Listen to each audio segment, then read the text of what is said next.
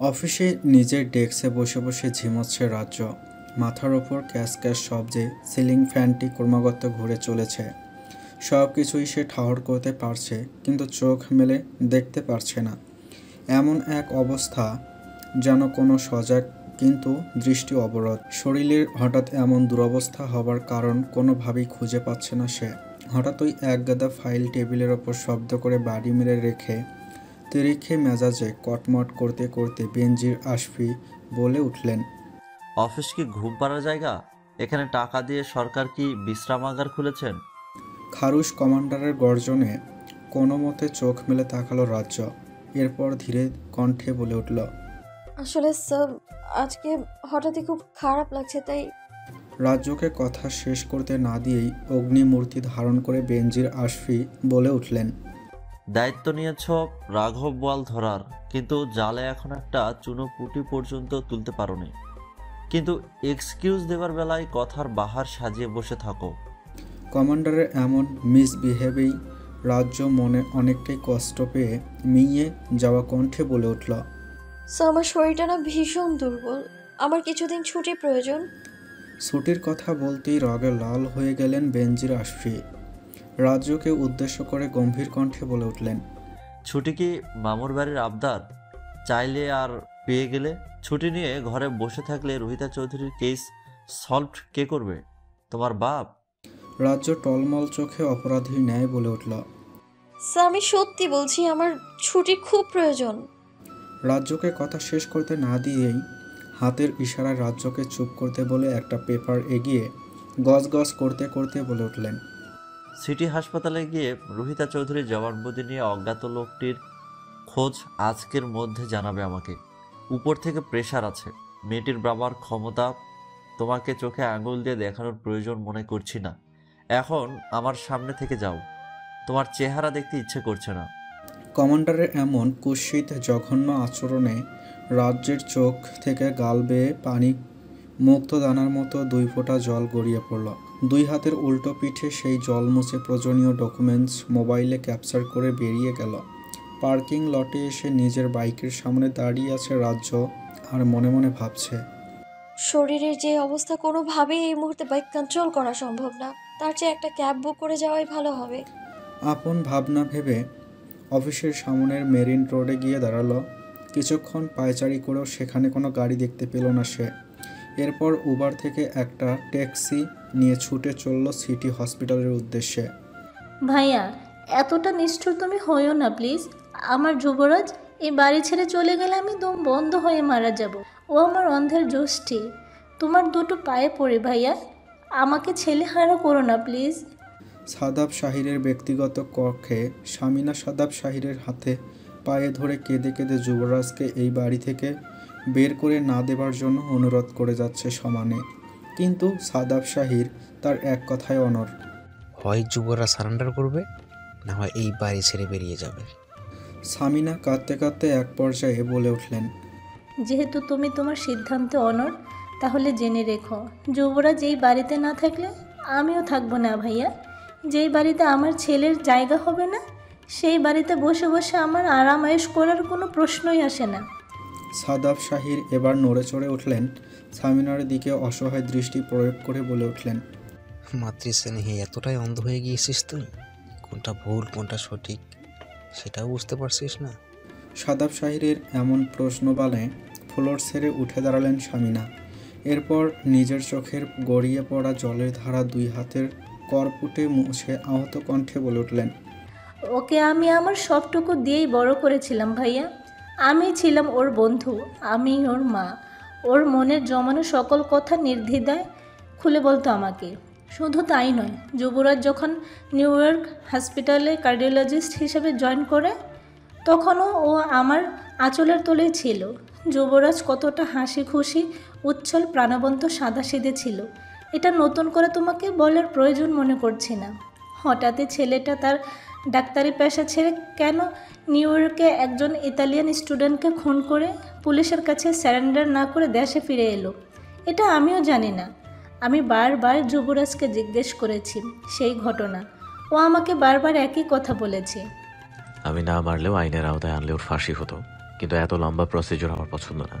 এজন্য আমি নিজে ওকে শাস্তি দিয়েছি। আর এই যুবরাজ কাউকে শাস্তি দিয়েছে মানে সে শাস্তি পাওয়ার মতোই জঘন্য অপরাধ করেছে। পরে আমি রাইফের কাছে হাত জোর করে কেঁদে কেটে এতটুকুন জানতে পেরেছি যে সেই ছেলেটি কাউকে রেপ করেছিল। এখন তুমিই বলো ভাইয়া, তোমার সামনে একজন রেপিস্ট থাকলে তুমি তাকে কি করতে? সাদাব শাহির কোনো কথা না বলে চুপচাপ ইজি চেয়ারে হেলান দিয়ে চোখ বন্ধ করে রইলেন। তিনি মনে করেন যত যাই ঘটুক না কেন মানুষের আইনের ঊর্ধ্বে গিয়ে কাজ করা ঠিক নয়। এই আদর্শকে বুকে ধারণ করে তিনি এতগুলো দিন পার করে এসেছেন, কিন্তু তার ছেলে এই আদর্শ লঙ্ঘন করেছে। শুধু লঙ্ঘন না, ভয়ঙ্করভাবে তার আদর্শ খর্ব করেছে। সাদাব শাহিরকে চুপচাপ থাকতে দেখে সামিনা আবার বলে উঠলেন, আমি যুবরাজকে খুব ভালো করে চিনি ভাইয়া। অকারণে সে একটা পিঁপড়া পর্যন্ত মারেনি কোনো দিন। ও মানুষ খুন করুক, যা খুশি করুক, তাতে আমার কোনো আসে যায় না, কারণ আমি ওর মা। আর মা কখনো সন্তানকে ফেলে দিতে পারে না, হোক সে ফাঁসির কাঠের আসামি। নিজের ছেলের জন্য এত ভালোবাসা দেখাচ্ছিস, তাহলে অন্য ছেলের জন্য কেন নয়? তোর ছেলে যাদের মারে তারাও তো কোনো না কোনো মায়ের সন্তান। কথাগুলো বলে সাদাব শাহির সামিনার মুখের দিকে উত্তরের আশায় গভীর চোখে তাকিয়ে রইলেন। এমন সময় হঠাৎই ব্যাগপত্র নিয়ে ধীর পায়ে রুমে প্রবেশ করল যুবরাজ। সামিনার দিকে তাকিয়ে ভারী কণ্ঠে বলে উঠল, আমি চলে যাচ্ছি মা, বেঁচে থাকলে আবার দেখা হবে। সামিনাকে কিছু বলার সুযোগ না দিয়েই গটগট পায়ে কক্ষ ত্যাগ করল যুবরাজ। এই দৃশ্য সামিনা সহ্য করতে না পেরে মেঝেতে লুটিয়ে পড়ে অস্ফুট স্বরে যুবরাজের উদ্দেশ্যে হাত বাড়িয়ে বলে উঠল, যাস না আমার মানিক। সামিনার মৃদু আহত কণ্ঠ যুবরাজের কণ্ঠে আঘাত করতে ব্যর্থ হলো। একবারও পিছনে না ফিরে হনহন করে সামনের দিকে ছুটে চলল সে। এদিকে অসহায় সামিনা জ্ঞান হারিয়ে মেঝেতে পড়ে রইল। যুবরাজ তা জানতেও পারল না। সিটি হসপিটালের রিসিপশনে দাঁড়িয়ে আছে রাজ্য। কোথায় থেকে কি তদন্ত শুরু করবে সেটারই খেই খুঁজে পাচ্ছে না সে। রিসিপশনে বসে থাকা অল্প বয়সের সুন্দরী এক মেয়ে রাজ্যর দিকে এগিয়ে এসে বিনয়ের সাথে বলে উঠল, হ্যালো ম্যাম, আপনাকে অনেক সময় ধরে নোটিশ করছি, এখানে একা একা দাঁড়িয়ে আছেন। আপনার কি কোনো হেল্প প্রয়োজন? মেয়েটির মিশ্রী সুশ্রী কণ্ঠে মস্তিষ্ক সজাগ হলো রাজ্যের। নিজেকে কোনো রকমে ধাতস্থ করে ঝটপট ফোনের গ্যালারি থেকে রোহিতা চৌধুরীর ছবি দেখাতেই মেয়েটি কম্পিউটার ঘেঁটে মিষ্টি হেসে জানালো, ম্যাম, 6 তলার 614 নাম্বার রুমে গেলে আপনি রুহিতা চৌধুরীকে পাবেন। Thank you. রাজ্য সময় ব্যয় না করে মেয়েটিকে থ্যাঙ্কস জানিয়ে লিফট ধরে 6 তলার পৌঁছে গেল। নির্দিষ্ট কেবিনের সামনে করা সিকিউরিটির ব্যবস্থা রাখা হয়েছে। রাজ্য কেবিনের সামনে দাঁড়াতেই দুজন সিকিউরিটি হাত দিয়ে বাধা প্রদান করল। রাজ্য লম্বা এক দীর্ঘশ্বাস ছেড়ে নিজের আইডি কার্ড শো করতেই সিকিউরিটি দরজা ছেড়ে দাঁড়ালো। রাজ্য ভেতরে প্রবেশ করতেই দেখতে পেল বেডে বালিশে হেলান দিয়ে বসে বসে মেয়েটি কাঁদছে। রাজ্যকে দেখতে পেয়েই মেয়েটি কান্না থামিয়ে দ্রুত চোখ মুছে নিজেকে স্বাভাবিক করার চেষ্টা করল। রাজ্য মুখে মিষ্টি হাসি ঝুলিয়ে মেয়েটির পাশে চেয়ার টেনে বসতে বসতে বলে উঠল, রোহিতা, তুমি আমার চেয়ে বয়সে অনেক ছোট, তোমাকে তুমি করে বললে কি তুমি রাগ করবে? রোহিতা অবুঝের ন্যায় মলিন মুখে দুই পাশে মাথা নাড়িয়ে না বোধক উত্তর বোঝালো। রাজ্য মেয়েটির মাথায় আলতো হাত বুলিয়ে স্মিত হাসল। এরপর মেয়েটিকে স্বাভাবিক করতে কুশলাদি বিনিময় করল। মেয়েটি কিছুটা স্বাভাবিক হতে রাজ্য মেয়েটির হাত চেপে ধরে নরম কণ্ঠে বলে উঠল, যে লোকটা তোমার গলা চেপে ধরেছিল, তুমি চেনো তাকে? হোটেলের বিধ্বস্ত স্মৃতি মনে পড়তেই রোহিতা কেঁপে উঠল এবং সাথে সাথেই তার চোখ থেকে জল গড়িয়ে পড়ল। রাজ্য রোহিতার দিকে একটি টিস্যু এগিয়ে দিয়ে আদুরে কণ্ঠে বলে উঠল, দেখো রোহিতা, এভাবে মুখ বন্ধ করে রাখলে আমরা ক্রিমিনালকে ধরতে পারবো না। আর আমরা ক্রিমিনাল না ধরতে পারলে তোমাদের মতো ছোট ছোট রোহিতারা প্রতিদিন বিপদের সম্মুখীন হবে। এবার মুখ তুলে তাকালো রোহিতা। বার কয়েক গলা খাকারি দিয়ে ভাঙ্গা ফ্যাসফ্যাসে কণ্ঠে বলে উঠল, আমি আপনার কলেজের ঈশান নামের একটি ছেলে প্রচণ্ড ভালোবাসতাম, আর এই অজ্ঞাত লোকটি আমার দুর্বলতার সুযোগ নিয়ে আমার চিঠির মাধ্যমে হোটেল রুম পর্যন্ত নিয়ে গিয়েছে। সে জোর করে আমাকে রেপ করতে চেয়েছে। দস্তাদস্তির এক পর্যায়ে আমি তার চেহারা দেখে ফেলি এবং নিজেকে বাঁচানোর চেষ্টা করি, কিন্তু তখনই লোকটা আমার গলা টিপে ধরে। কেউ একজন আমাকে বাঁচানোর জন্য গুলি ছুঁড়েছিল। লোকটি তখনই ঘটনা বেগতিক বুঝতে পেরে আমাকে ধাক্কা দিয়ে পালিয়ে গিয়েছে। এরপর আমার আর কিছুই মনে নেই। লম্বা একটা সময় নিয়ে ধীরে ধীরে রোহিতা কথাগুলো শেষ করে পানি খাবার জন্য সাইডের টেবিলে হাত বাড়ালো। রাজ্য পানির বোতলের ক্যাপ খুলে রোহিতার দিকে এগিয়ে দিয়ে বলে উঠল, গুলিটা আমি করেছি। রোহিতা পানি খাওয়া বন্ধ করে জিজ্ঞাসু দৃষ্টিতে রাজ্যর দিকে তাকাতেই রাজ্য একে একে সব ঘটনা খুলে বলে। এরপর রাজ্য তার ফোন করে রোহিতাকে উদ্দেশ্য করে বলে, তোমাকে কিছু মানুষের ছবি দেখাবো। এর মধ্যে যদি তোমাকে হ্যারাস করা লোকটা থাকে, প্যানিক না হয়ে তুমি আমাকে লোকটার ছবিটা দেখাবে, ঠিক আছে? রোহিতা মাথা ঝাঁকিয়ে সায় দিতে রাজ্য একে একে ওয়ান্টেড ক্রিমিনালদের ছবি বের করে রোহিতাকে দেখাতে থাকে। 9 জন ক্রিমিনালের ছবি দেখানো শেষ হতেই 10 নম্বরে এসে ভয়ে রাজ্যকে খামচে ধরে রোহিতা।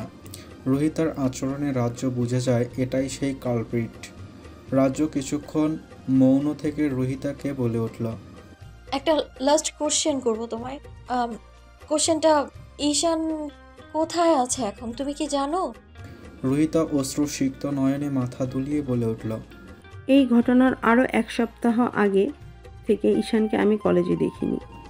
ঘটনায় যেন দুয়ে দুয়ে 4 কিছুতেই মিলছে না। নিজের ভাবনা ফেলে রাজ্য রোহিতাকে আশ্বস্ত করে একজন নার্স ডেকে কেবিন থেকে বেরিয়ে এলো। নিজের কেনা বিশাল অ্যাপার্টমেন্ট একটি ছবির সামনে বসে বসে একের পর এক সিগারেট ফুঁকে চলছে যুবরাজ।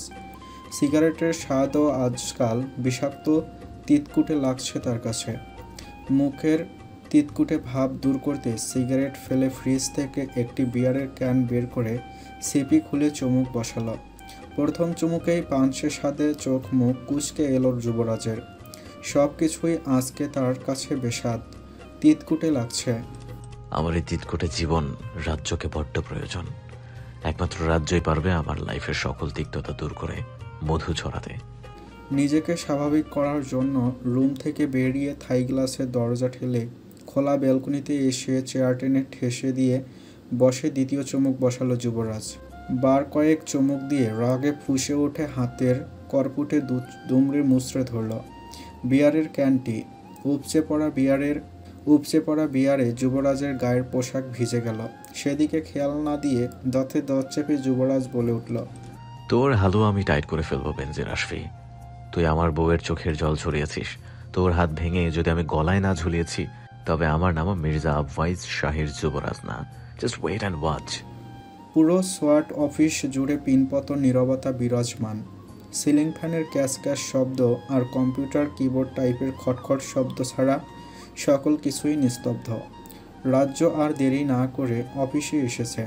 গত রাতে দেরিতে ডিউটি থেকে ফেরার কারণে সকালে সে আর ঘুম থেকে উঠতে পারেনি। কমান্ডারের ভয়ে দ্রুদ্রু বক্ষে অফিস রুমের দরজার সামনে আসতেই সব কিছু এত নীরব দেখে তার ভয়ের মাত্রা আরও দ্বিগুণ বেড়ে গেল। ঠান্ডা মেঘ মেদুর আবহাওয়াতেও মাথা বেয়ে ঘাম ঝরে পড়ল, গলা শুকিয়ে কাঠ হয়ে এলো। আশেপাশে নজর বুলিয়ে বেনজির আশফিকে কোথাও দেখতে পেল না রাজ্য। 2 হাতে চিবুকের ঘাম মুছে চোরের মতো নিজের ডেস্কে গিয়ে বসে দ্রুত কম্পিউটার ওপেন করলো। মিনিট 10 কাজ করার পরেও যখন কমান্ডারের গলার উঁচু আওয়াজ পেল না, তখন তার মনে খটকা লাগলো। যেই লোক অফিসারদের ঘাড়ের উপর বসে বসে কাজ নিয়ে চিল্লাচিল্লি করে, সে আজ একদম নীরব। এমনকি তার ছায়া পর্যন্ত দেখা যাচ্ছে না। কাহিনীটা কি? কাজ ফেলে আশেপাশে উঁকি দিয়ে নিজের সহকারী এনিকে খুঁজল রাজ্য। হারামজাদি কোথায় গিয়েছে? আজকে কোথাও দেখা যাচ্ছে না যে তাকে। মুহূর্তে এই অফিসকে রাজ্যের কাছে ভূতরে ঠেকছে। ঘটনা কি ঘটেছে তা জানার জন্য কৌতূহলে দম আটকে আসছে তার। হঠাৎই পিয়ন ছেলেটা সকলের জন্য কফি নিয়ে এসে হাঁক ছেড়ে উঠল। এবারও বেনজির আশফিকে না দেখে রাজ্য অবাকের চূড়ান্ত পর্যায়ে পৌঁছে গেল। কাজ ফেলে পিয়ন ছেলেটাকে হাতের ইশারায় ডেকে উঠল রাজ্য। ছেলেটি আশেপাশে তাকিয়ে রাজ্যের কাছে যেতেই সে ফিসফিস করে বলে উঠল, কি ব্যাপার সাদিক? তোমার চিপকে কোথাও দেখছি না। উনি কি অসুস্থ? পিয়ন সাদিক আশেপাশে তাকিয়ে ফাঁকা ঢোক গেলে ভয়ার্ত চোখে বলে উঠল, ম্যাডাম, চিফ কমান্ডারকে নাকি ঘুমের ভিতর ভূত এসে হাত ভেঙে দিয়েছে। সাদিকের কথা শুনে রাজ্য কপাল কুঁচকে মুখে বিরক্তি ভাব নিয়ে বলে উঠল, দেখো সাদিক, এই মুহূর্তে তোমার সাথে ইয়ার্কি করার কোনো ইচ্ছে নেই আমার। তাই হেয়ালি পড়া না করে সাফ সাফ উত্তর দাও। সাদিক অসহায় বদনে আবার ঢোক চেপে মৃদু ভয়ার্ত কণ্ঠে বলে উঠল, আমি মোটেও আর কি করছি না ম্যাডাম, ঘটনা সত্য। শুধু হাত ভেঙেই ক্ষান্ত হয়নি, আঙুলগুলো মটমট করে ভেঙে দিয়েছে। আর রাজ্য উদ্বিগ্ন হয়ে নিজের আঙ্গুল কামড়ে ধরে বলে উঠল, আর কি সাদিক? চিপের নাক ঘুষি মেরে লাল করে দিয়েছে। এই ঘটনা পুরো ডিপার্টমেন্ট জানে। এনি ম্যাডাম সকালবেলায় হসপিটালে চলে গিয়েছে। আপনি দেরিতে এসছেন তাই কিছুই জানেন না। সাদিকের কাছে এমন আজগুবি ঘটনা শুনে নিজের ইউনিফর্ম না পাল্টে অফিস থেকে বেরিয়ে এলো রাজ্য। পার্কিং লটে এসে নিজের বাইক দ্রুত বের করে সাদিকের বলা হসপিটালের ঠিকানা অনুযায়ী ছুটে চলল। রাজ্য যখন হসপিটালে এসে পৌঁছায় তখন সকাল 9:15। দৌড়ে রিসিপশনে এসে নিজেকে স্বাভাবিক করে রিসিপশনিস্টকে আন্তরিকভাবে অনুরোধের সুরে বলে ওঠে, Can you tell me in which floor Benji Rashfi is admitted? ব্যস্ত রিসিপশনিস্ট মেয়েটি কম্পিউটারের দিকে দৃষ্টি রেখে নরম কণ্ঠে বলে উঠল, Yes, madam. You will find him in cabin number 302 on the 3rd floor. Thanks. রাজ্য মেয়েটিকে থ্যাঙ্কস জানিয়ে লিফটের দিকে এগিয়ে গিয়ে দেখতে পেল লিফট লোড হয়ে গিয়েছে। লিফট ছেড়ে দৌড়ে সিঁড়ি দিয়েই সে 3 তলায় চলে গেল। সিঁড়ির পাশেই 302 নম্বর কেবিন। অতিরিক্ত উদ্বিগ্নতা আর দৌড়ানোর কারণে অনেকটাই হাঁপিয়ে গিয়েছে সে। দরজার সামনে দাঁড়িয়ে কিছুক্ষণ দম নিয়ে দরজায় হালকা নক করে ভেতরে ঢুকে গেল। ভেতরে এনি এবং বেনজির আশফির স্ত্রী রুমানা আশফিকে দেখা গেল। এনি নার্সের সাথে কী যেন নিয়ে কথা বলছে। এদিকে বেনজির আশফি হাতে স্লিং সমেত বিছানার পা ঝুলিয়ে বসে আছেন। তার চোখ দুটো লাল টকটকে গোল গোল হয়ে আছে, তাতে প্রত্যক্ষ ভয়ের ছাপ স্পষ্ট। নাকটা নীলছে জখমে বিভৎস রূপ ধারণ করেছে। রাজ্য ভেতরে ঢুকে সেলুট দিয়ে কাঁপা কণ্ঠে বেনজির আশফিকে জিজ্ঞেস করে উঠল, আপনার এই অবস্থা কিভাবে হলো স্যার? কে করেছে এই কাজ? আপনি শুধু হিন্টস দিন, সন্ধ্যার আগেই তাকে ধরে আনবো। রাজ্যের কথায় নড়ে চড়ে উঠলেন বেনজির আশফি। এদিক ওদিক তাকিয়ে মিনমিন করে বলে উঠল, ধরার হলে কি তাহলে তোমার জন্য বসিয়ে রাখতাম? সে তোমার আমাদের সকলের ধরাছোঁয়ার বাহিরে। রাজ্য রুমানা আশফির দিকে তাকিয়ে বোঝার চেষ্টা করলো অ্যাকচুয়ালি ঘটনা কি ঘটেছে। রুমানা হালকা মাথা নাড়িয়ে বুঝালো সে কিছুই জানে না। নার্সের সাথে কথা শেষ করে এনি বলে উঠল, এই যুগে ভূত প্রেত জিনের বাচ্চা এসব কিছুই হয় না স্যার। আমরা আপনার বাসার সিসিটিভি ফুটেজ চেক করব, তখনই আসল কালপ্রিট বেরিয়ে আসবে। এনির কথা কর্ণপাত হতেই রেগে গেলেন বেনজির। সামান্য গলার আওয়াজ চড়িয়ে বলে উঠলেন, তোমাদের কি মনে হয় আমি ইয়ার্কি করছি তোমাদের সাথে? জলজান্ত একটা লোক আমার ঘরে এসে আমাকে মেরে যাবে আর আমি কিচ্ছুটি টের পাবো না? শোনো মেয়েরা, একটা মাছি আমার শরীরে বসার আগেই আমি টের পেয়ে যাই মাছিটি আমার শরীরের কোথায় বসতে যাচ্ছে। আর আমার হাত ভেঙেছে, আঙুল ভেঙেছে, নাকে আঘাত করেছে, আমি কিচ্ছুটি টের পাইনি। শুধু তাই নয়, তোমাদের ম্যাডাম আমার সাথে শুয়েছিল, সেও কিচ্ছু টের পায়নি। রাজ্য ভুরু কুঁচকে অবাকের স্বরে বলে উঠল, আপনি কি তার চেহারা দেখেছেন স্যার? রাজ্যের ওপর মেজাজের তিরিক্ষি পারদ চটিয়ে বেনজির বলে উঠলেন, তোমাকে আমি কেন দেখতে পারি না জানো? তুমি বেশি প্রশ্ন করো এই জন্য। তবুও যেহেতু প্রশ্ন করছো, উত্তর দিচ্ছি। বলেই বেনজির তার স্ত্রীর হাতের ইশারা দিলেন তাকে আধশোয়া করতে। রুমানা বেডের হুইল ঘুরিয়ে মাথার দিকটা সামান্য উঁচু করতেই ধীরে হেলান দিলেন বেনজির। এরপর লম্বা শ্বাস নিয়ে বলে উঠলেন, আমি তাকে দেখেছি। সে আমাদের সকলের চাইতে অনেক লম্বা, পুরা সিলিং ছুঁয়েছিল, সাদা পাঞ্জাবি পরেছিল, ইয়া লম্বা দাড়ি, আর কি ভয়ানক কণ্ঠ। বলেই ভয়ে শিউরে উঠলেন বেনজির। রুমানা তার গায়ে হাত বুলিয়ে স্বাভাবিক করার চেষ্টা করলেন। এনি গ্লাসে সামান্য পানি এগিয়ে দিল। একটু পানি খেয়ে নিন স্যার, ভালো লাগবে। বেনজির আশফি ঢকঢক করে পানি খেয়ে আবার বলে উঠল, সে আমার দিকে একটা সুগন্ধিযুক্ত রুমাল এগিয়ে দিতেই আমি তার রাজ্যে চলে গেলাম।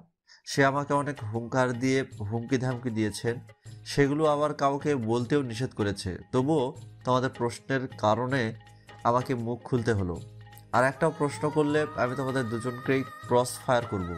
তোমাদের কাউকেই এখন আর আমার দেখতে ইচ্ছে করছে না। এখন তোমরা ডিউটিতে যাও, আমি ঘুমাবো।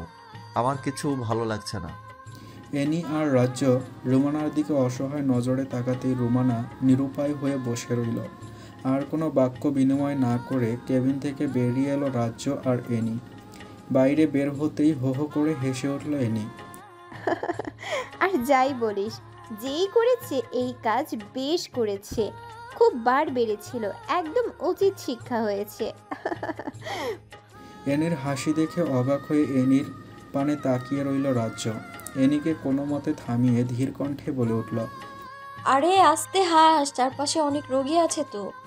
আর কারো বিপদে এইভাবে কেউ হাসে? ওনার চেহারা দেখেছিস, ভয়ে কেমন সিটি আছে। রাজ্যের কথাকে পাত্তা না দিয়ে এনি বলে উঠল, আরে বাদ দে তো, চল আজ তাড়াতাড়ি বাসায় ফিরবো। লাস্ট কবে দিনের বেলায় ঘুমিয়েছি সেটাই মনে নেই। আজ বাসায় গিয়ে লম্বা একটা ঘুম দেব। কতদিন পর আরাম পেতে যাচ্ছি। আমার মনে হচ্ছে তুই নিজের বিপদ নিজে ডেকে আনছিস যুবরাজ। যত যাই হোক, একজন সোয়াট কমান্ডারকে তোর এভাবে মারা ঠিক হয়নি। কথাগুলো বলে রায়াফ ল্যাপটপে নিজের কাজে ডুব দিল। সিগারেটের শুক টান দিয়ে যুবরাজ শূন্যে ধোঁয়া উড়িয়ে স্মিত হাসল। মেয়েটার জন্য আমি 1000বার বিপদে পড়তে রাজি আছি, তবুও সে খুশি থাকুক, এটাই আমার চাওয়া থাকবে সবসময়। একবার তোর পরিচয় যদি ওই কমান্ডার জানতে পারে, তোকে কোথায় লটকিয়ে পেটাবে সেটা জানিস তুই? রায়াফের এমন বলদের মতো কথায় হাহা করে হেসে উঠল যুবরাজ। দ্রুত সিগারেট শেষ করে অ্যাস্ট্রেতে জ্বলন্ত ফিল্টার ফেলে ফোঁস করে দম ছাড়ল। এই যুবরাজ কোনোদিনও কাঁচা কাজ করেনি ব্রো। বেনজির আশফি কেন, পুরো টিম 100 বছর তপস্যা করেও আমার টিকিরও নাগাল পাবে না। তুই ঠিক কি করেছিস ওনার সাথে বলতো? কনুই দিয়ে হাঁটুতে ভর রেখে দুই হাতের আঁচলায় নিজের মুখ ভরে জিজ্ঞাসু দৃষ্টিতে যুবরাজের দিকে তাকিয়ে রইল রায়াফ। যে কাজটা আমি খুব ভালো করে জানি সেটা। বলেই আবার হো হো করে শব্দ করে হেসে উঠল যুবরাজ। তুই হিপনোটাইজ করেছিস বেনজিরকে? যুবরাজ মাথা নাড়িয়ে সায় জানিয়ে বলে উঠল, শুধু হিপনোটাইজ না, ক্লোরোফর্ম দিয়ে অজ্ঞান করে মটমট করে আঙুল হাত ভেঙে জোরসে ঘুষি মেরে নাক ফাটিয়ে দিয়েছি। কিচ্ছুটি টের পায়নি বেচারা। নিজের কপালে নিজেই কতক্ষণ চাপড় মারল রায়াফ। তোর জন্য কবে না আমাকেই জেলে যেতে হয়। খুব কপাল গুনে তোকে পেয়েছি। রায়াফের কথায় পাত্তা না দিয়ে কথার মোড় ঘুরালো যুবরাজ। বিষাদ জড়ানো কণ্ঠে শুধালো, মা কেমন আছে? ল্যাপটপ বন্ধ করে সোফা থেকে উঠে দাঁড়ালো রায়াফ। প্যান্টের পকেটে এক হাত গুজে অন্য হাত দিয়ে থুতনি চুলকাতে চুলকাতেই বলে উঠল, এখন আপাতত ভালো আছে। বেশি স্ট্রেস নিয়ে ফেলছিল বেচারি, এজন্য প্যানিক অ্যাটাক এসেছিল। কিছুদিন বেড রেস্টে থাকলেই ঠিক হয়ে যাবে। অন্তত একবার হলেও তোর ও বাড়ি যাওয়া উচিত। মির্জা সাদাব শাহিরের বাড়িতে আমি আর কখনো যাব না। যখন তখন পুলিশ এনে আমাকে ধরিয়ে দিতে 1 মিনিটও ভাববেন না উনি। কাল মাকে আমার অ্যাপার্টমেন্টে আনার ব্যবস্থা করো। গম্ভীর কণ্ঠে কথাগুলো বলেই হনহন করে নিজের বেডরুমে গিয়ে দরজা আটকে দিল যুবরাজ। ড্রয়িং রুমে দাঁড়িয়ে থেকে রায়াব ফোঁস করে শ্বাস ছেড়ে আবার নিজের কাজে মন দিল। এখন তার একটাই কাজ, বেনজির আশফির বাড়ির সিসিটিভি হ্যাক করে রাতের ফুটেজগুলো ডিলিট করা। দুপুরের আগে রাজ্যকে বাড়ি ফিরতে দেখে খুশিতে ডগমগ হয়ে উঠলেন রাজ্যর বাবা রেজওয়ান চৌধুরী। কেবলই তিনি ড্রয়িং রুমে বসে বসে পত্রিকায় দেশের খবর পড়ছিলেন। মেয়েকে দেখে পত্রিকা ফেলে হাত বাড়িয়ে ডেকে উঠলেন তিনি। আয় বাবা, আমার পাশে এসে বস। অনেকদিন পর আজ এই সময়ে বাড়ি এলি। রাজ্য রেজওয়ান চৌধুরীর পাশে বসে নিজের পায়ের মোজা খুলতে খুলতে ক্লান্ত কণ্ঠে বলে উঠল, আর বলো না বাবা, কি সব ঘটনা ঘটছে দেশে। আমাদের চিফ কমান্ডারকে কে যেন মেরে হাত ভেঙে দিয়েছে। আর রাজ্যকে কথা শেষ করতে না দিয়েই থামিয়ে দিলেন রেজওয়ান চৌধুরী। এসব মারামারি খুনখানানির গল্প আর শুনতে ইচ্ছে করে না রে মা। মিসেস তনুজা ট্রেতে করে চা নিয়ে এসে পাশে বসতে বসতে ফোড়ন কেটে বলে উঠলেন, তা তোমার কিসের গল্প শুনতে ইচ্ছে করে বলো তো? এবার যেন ভদ্রলোক একটু সুযোগ পেলেন। ট্রে থেকে চায়ের কাপ হাতে তুলে অল্প চুমুক দিয়ে বলে উঠলেন, রাজ্য, যা বলবো মন দিয়ে শুনবে। তোমার বয়স 25 পেরিয়ে 26-এ গিয়ে ঠেকতে চাইছে। তোমার বান্ধবীরা অলরেডি বাচ্চার মা হয়ে সংসার সামলাচ্ছে, অথচ আমি এক ব্যর্থ বাবা, এখনও তোমার বিয়ে দিতে পারলাম না। বিয়ের কথা শুনেই নিজের জিনিসপত্র নিয়ে উঠে চলে যেতে চাইল রাজ্য। ভদ্রলোক গম্ভীর কণ্ঠে খানিক টেস্ট ঢেলে বলে উঠলেন, তোমার এসব লুকোচুরি নাটক বহুত দেখেছি রাজ্য। যদি আমার সাথে ঝামেলা বাঁধাতে না চাও তাহলে ভালোই ভালোই আজকের পাত্রের সাথে দেখা করতে যাবে, না হলে আমার থেকে খারাপ আর কেউ হবে না। কাদো কাদো মুখে খানিক উত্তেজিত রাগী কণ্ঠে রাজ্য বলে উঠল, চিনি না, জানি না, এমন একটা ছেলেকে কিভাবে জীবনসঙ্গী করবো বাবা। তোমার মাকেও আমি জীবনে দেখিনি, একদম বাসার ঘরে দেখেছি। সংসার হচ্ছে না আমাদের, অসুখী হয়েছি আমরা। এসব ভেলকিবাজি বাদ দিয়ে বিকেলে কফি শপে দেখা করতে যাবে ব্যাস, আর কোনো ফালতু কথা শুনতে চাই না আমি। আচ্ছা বাবা, তার আগে বলো, পাত্র দেখতে কি খুব সুন্দর? কথাটি বলে অধীর আগ্রহে রেজওয়ান চৌধুরীর দিকে তাকিয়ে রইল রাজ্য। চায়ের কাপে শেষ চুমুক দিয়ে শব্দ করে কাপ পিরিচে রেখে রেজওয়ান চৌধুরী সোজা হয়ে আয়েশ করে বসলেন। এরপর একটা বিস্কুটে কামড় বসিয়ে চিবোতে চিবোতেই বললেন, পাত্রী আমি নিজেই দেখেছি, ছেলে আমার বন্ধুর ছেলে, লন্ডন সিটিজেনশিপ পাওয়া ছেলে। আমার বন্ধু সুবহান শেখ বলেছে ছেলে নাকি তার মতোই হয়েছে। তুমি চিন্তা করো না, বন্ধু আমার ইয়াং বয়সে নায়কের মতো সুন্দর ছিল, তাহলে ছেলের কত হ্যান্ডসাম হবে একবার ভেবে দেখো। এতক্ষণ তনুজা চুপ থাকলেও এবার আর চুপ থাকতে পারলেন না। নিজের স্বামীর মুখে এসব আনাড়ি কথাবার্তা শুনে রাজ্যকে উদ্দেশ্য করে তিনি বলে উঠলেন, ছেলে সুন্দর অসুন্দর বুঝছি না, দেখা হলেই তো আর বিয়ে হয়ে গেল না, তাই না? তোর পছন্দ না হলে আমরা জোর করে কখনোই তোর বিয়ে দেব না মা। স্ত্রীর কথায় নিজের ইগোতে হোঁচট খেলেন রাশভারী রেজওয়ান চৌধুরী। গলা খাকারি দিয়ে তনুজার দিকে তাকিয়ে ধমক দিয়ে বলে উঠলেন, তুমি আবার বাড়তি কথা বলো কেন? ছেলে আলবাত সুন্দর হবে, না হলে আমার কান কেটে চিলকে দিয়ে দেবো। রাজ্য বুঝতে পারল তার বাবা মায়ের এক্ষুনি ঝগড়া লেগে যাবে, তাই সিচুয়েশন হ্যান্ডেল করতে বলে উঠল, ঠিক আছে, আমি বিকেলে যাব, প্লিজ তোমরা ঝগড়া করো না। অন্যান্য দিনের তুলনায় আজকের বিকেলটা অদ্ভুত। এই ঝিরিঝিরি বৃষ্টি পড়ছে তো এই বৃষ্টি থেমে বাতাসের দমক বয়ে চলছে। এমন অলস বিকেলে রাজ্যের দুই চোখের পাতা ভরে ঘুম এসে হানা দিচ্ছে, কিন্তু সে ঘুমোতে পারছে না। এদিকে দুপুরের পর থেকে এনিকেও ফোন করে পাওয়া যাচ্ছে না। একা একা কিভাবে একটা কফি শপে অপরিচিত ছেলের সাথে দেখা করবে সেটা ভাবতেই সে কুল কিনারা খুঁজে পাচ্ছে না।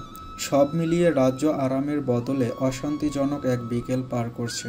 হঠাৎ খট করে দরজা খুলে ভেতরে প্রবেশ করলেন তনুজা চৌধুরী। রুমে এসে দেখতে পেলেন বিছানায় মাথা রেখে দালানে পা ঠেকিয়ে ইয়োগা স্টাইলে শুয়ে আছে রাজ্য। আলমারি দরজা খোলা, এলোমেলো করে কিছু ড্রেস বের করে রিডিং টেবিলের ওপর ছড়িয়ে রাখা হয়েছে। মেয়ের এহেন অগোছালো অবস্থা দেখে কিছুটা বিরক্ত প্রকাশ করলেন মিসেস তনুজা। কি ব্যাপার, তুমি এখনো এভাবে শুয়ে আছিস? ওদিকে তোর বাবার সামনে বকবক করে যাচ্ছে, 6টার মধ্যে তোর ওখানে থাকার কথা, এখন বিকেল 5টা বাজতে চললো। রেডি কখন হবি আর যাবেই বা কখন? একদমে কথাগুলো বলে মেয়ের মনোভাব বোঝার চেষ্টা করলেন মিসেস তনুজা। রাজ্য নিজের পোজে বহাল থেকে অসহায়ের মতো করে বলে উঠল, একটা ড্রেসও পরতে ইচ্ছে করছে না মা। এদিকে অ্যানিটাও ফোন তুলছে না, একা একা যেতে মনও সায় দিচ্ছে না। তুমি চলো না মা আমার সাথে। তনুজা ছড়িয়ে রাখা জামা কাপড়ে জহুরি নজর বোলাতে বোলাতে বলে উঠলেন, জীবনে কখনো দেখেছিস মেয়ের ব্লাইন্ড ডেটে মা গিয়েছে? তনুজার কথায় আশাহত হয়ে ধীরে ধীরে বিছানায় বাবু হয়ে আসন করে বসল রাজ্য। এরপর মিনমিন করে বলে উঠল, পাত্র পছন্দ না হলে আমাকে কিন্তু কেউ বিয়ে দিতে পারবে না মা, আগেই বলে দিলাম। তুমি এখনও বসে বসে নিজের ক্যাসেট বাজিয়ে যাচ্ছ, এদিকে ছেলেটার কফি শপে বসে আছে, তোমার আর রেডি হতে হবে না, এভাবেই চলে যাও। বাসখাই গলায় কথাগুলো বলে চশমার ওপর দিয়ে চোখ পাকিয়ে রাজ্যর দিকে তাকিয়ে রইলেন রেজওয়ান চৌধুরী। বাবার এমন অদ্ভুত রূপ দেখে বিড়ালের মতো বিছানা থেকে নেমে একটা ক্রপ টপ, লং স্কার্ট আর শ্রাগ নিয়ে ওয়াশরুমে ঢুকে পড়ল রাজ্য। ফ্রেশ হয়ে ড্রেস পাল্টে মুখে হালকা প্রসাধনী লাগিয়ে নিল রাজ্য। মেরুন রঙের ড্রেসের সাথে মিলিয়ে ছোট ইয়াররিং আর পেন্ডেন্ট পরে নিল। হাতে সিম্পল ব্রেসলেট পরে বড় বড় চোখের কিনারা ঘেঁষে মোটা করে কাজল লেপে দিল। গালে সামান্য ব্রাশ অন টাচ করে ঠোঁটে ম্যাচ লিপস্টিক লাগিয়ে কাঁধ পর্যন্ত চুলগুলো এক সাইডে সিথি করে ঘাড়ের দুই পাশে ছেড়ে দিল। নিজেকে ভালো করে খুঁটিয়ে আয়নায় দেখে ফোঁস করে লম্বা শ্বাস ছেড়ে ছোট হ্যান্ডব্যাগ নিয়ে রুমের বাইরে বেরিয়ে এলো। ড্রয়িং রুমে মিসেস তনুজা এবং রেজওয়ান চৌধুরী বসে বসে অপেক্ষা করছিলেন। রাজ্যকে দেখতে পেয়ে রেজওয়ান চৌধুরী উঠে দাঁড়ালেন। কণ্ঠে খানিক নম্রতা ঢেলে রাজ্যকে উদ্দেশ্য করে বলে উঠলেন, আমি কখনো তোমার উপর আমার চাওয়া পাওয়া চাপিয়ে দেইনি। এই ছেলেকেই বিয়ে করতে হবে বিষয়টি এমন নয়। পাত্র পছন্দ না হলেও তার সাথে হাসি মুখে কথা শেষ করে বাড়িতে এসে আমাকে জানাবে। এমন কিছু করো না যাতে আমার বন্ধুর সামনে আমাকে ছোট হতে হয়। রাজ্য জানে তার বাবা কতটা নরম মনের মানুষ। তিনি ওপরে যতটা শক্ত, ভেতরে ঠিক ততটাই নরম, একদম নারিকেলের মতো। ওপরে যতই ধমকাধমকি করুক, হৃদয়ের সবটা ঢেলেই তিনি রাজ্যকে ভালোবাসেন। রাজ্য আর কথা না বাড়িয়ে ঘাড় কাত করে তার বাবার কথায় সায় জানিয়ে ঘড়িতে সময় দেখে ধূপধাপ পা ফেলে বেরিয়ে গেল। শহরের নামকরা coffee shop the blue moon, 3 তলা বিশিষ্ট এই রেস্টুরেন্টটির দোতলার পুরোটা জুড়ে বিভিন্ন ড্রিঙ্কস আর অ্যাপিটাইজার আইটেম দিয়ে ঠাসানো। এখানকার খাবারগুলো অত্যন্ত সুস্বাদু আর ফ্রেশ। টাকাওয়ালা বা পশ শ্রেণীর লোকেদের জন্য এটা হচ্ছে সময় কাটানোর অন্যতম স্থান। বিভিন্ন কাজের তাগিদে এখানে বহুবার রাজ্যের আসা হয়েছে, কিন্তু আজকের আগমনটা ভিন্ন। রেস্টুরেন্টে ঢুকে সিঁড়ি ধরে দোতলায় ওঠার পথে সিঁড়ির সাথে লাগানো সাইড মিররে নিজেকে আরেকবার ভালোভাবে পর্যবেক্ষণ করে নিল রাজ্য। আর যাই হোক, কারো সামনে নিজেকে জোকার হিসেবে উপস্থাপন করার কোনো ইচ্ছে নাই তার। ছেলে যেহেতু বিদেশি, তার সামনে স্টাবল থাকাই উত্তম।